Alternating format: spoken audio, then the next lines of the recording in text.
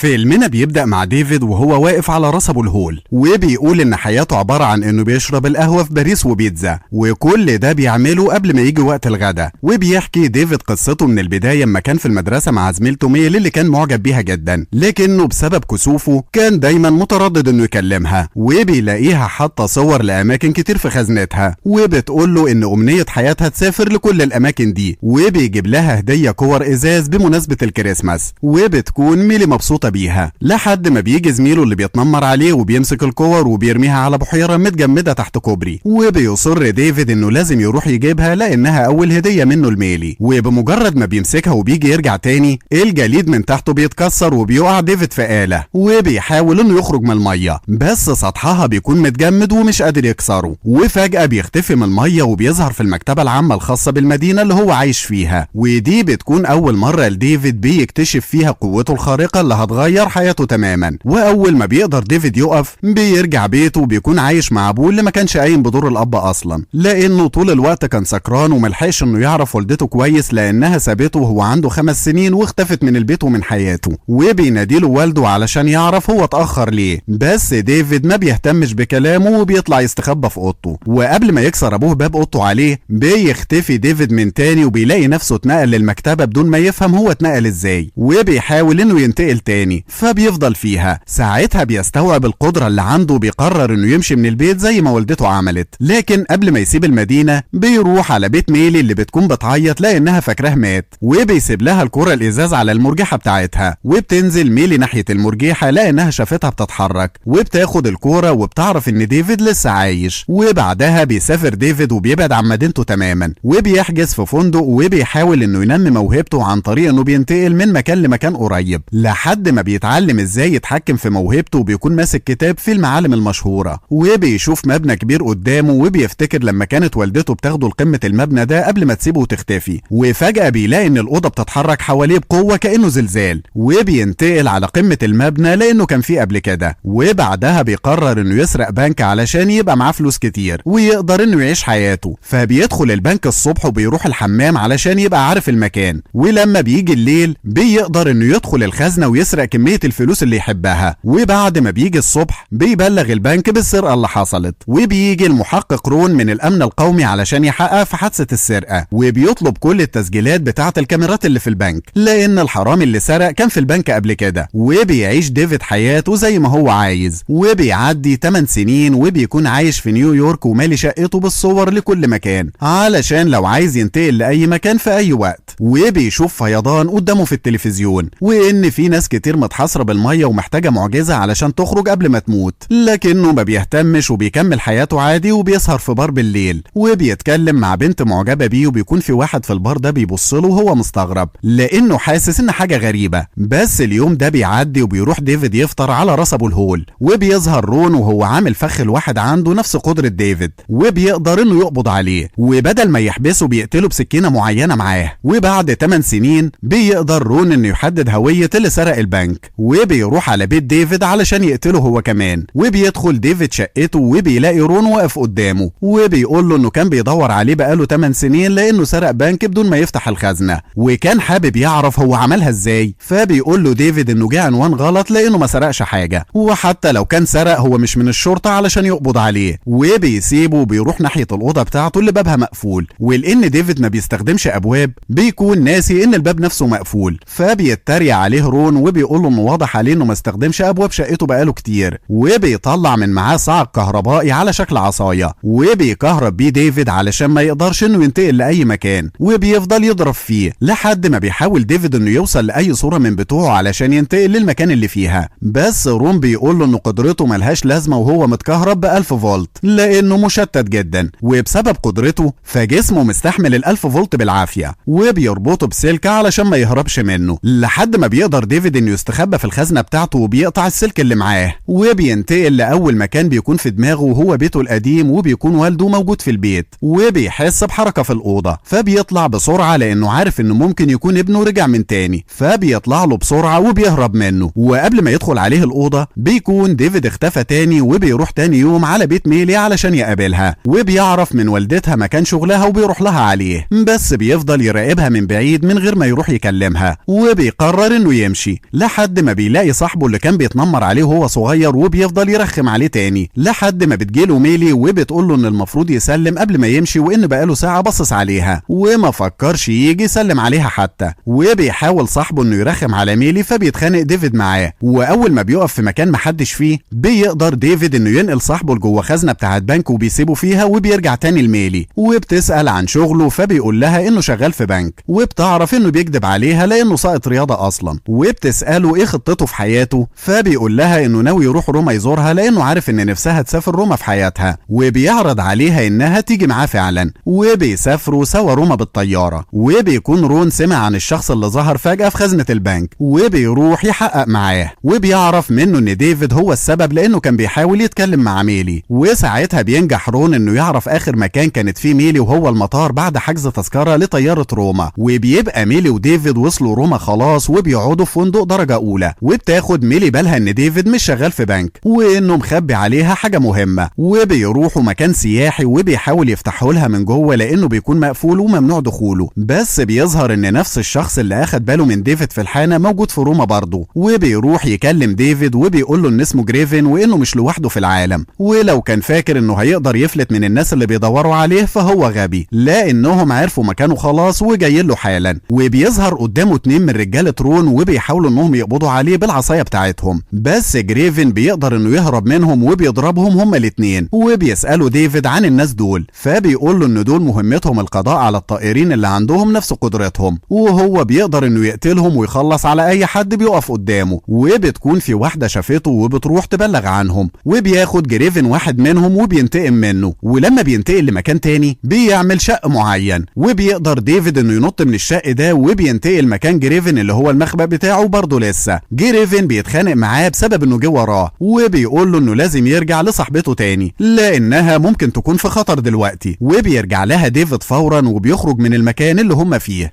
بس بيتقبض عليه بسبب اقتحام المكان وبلاغ الست عنه، وبيروح معاهم القسم وبيفضل قاعد في مكتب المحقق وبيتحقق معاه. واول ما المحقق بيخرج من الاوضه بيلاقي ديفيد ان والدته اللي ما شافهاش بقاله سنين داخله عليه وبتقول له انه لازم يخرج فورا من المركز ده، وبتختفي من قدامه تاني وبيحاول انه يوصل لها لكنه بيلاقي المحقق قدامه من تاني فبياخده وبينتقل على راس ابو الهول وبيسيبه لوحده وبيرجع تاني للقسم لان ميلي بتكون مستنيه فيه، وبيقول لها ان الشرطه اطلقت سراحه بشرط مغادرته البلد بسرعه، بس هي ما بتبقاش مصدقه برضه. وبيروحوا على المطار وبيقول لها ان ده ابعد مكان ممكن يوصلها ليه وانه مش هيقدر يقول لها الحقيقه، وبتطلب منه انه يفتح شنطته اللي خايف عليها ودايما شايلها، فبيوريها ان الشنطه مليانه فلوس ومش هيقدر يقول لها هو جاب الفلوس دي كلها منين، وبيسيبها تركب الطياره لوحدها. وبيتم تبليغ رون ان ديفيد ضاع منهم، فبيقرر انه يروح بيت ديفيد علشان يدور على اي خيط يوصله بيه من تاني. وبعد ما ديفيد بيطمن على ميلي بيروح من تاني لجريفن علشان يعرف منه قصه الناس اللي بيحاولوا يقتلوه، فبيقول له جريفن ان دول بيقتلوا الطائرين واي حد بيقف في طريقهم بيقتلوه برضه زي الاب والام والحبيبه واي حد يقابلوه. بيخاف ديفيد على والده وبيرجع بيته بسرعه علشان يطمن على والده، وبيلاقيه فعلا مقتول في البيت، فبينتقل بيه بسرعه على المستشفى علشان ينقذه لكنه بيكون مات. وساعتها بيفهم ديفيد ان ميلي هي كمان في خطر وان رون هيدور عليها علشان يوصل له من خلالها. وبيرجع ديفيد تاني لجريفن وبيطلب منه اي معلومات عن رون لانه ناوي يقتله قبل ما حبيبته تنزل من الطياره اللي هي فيها لانه متاكد ان رون مستنيها في المطار.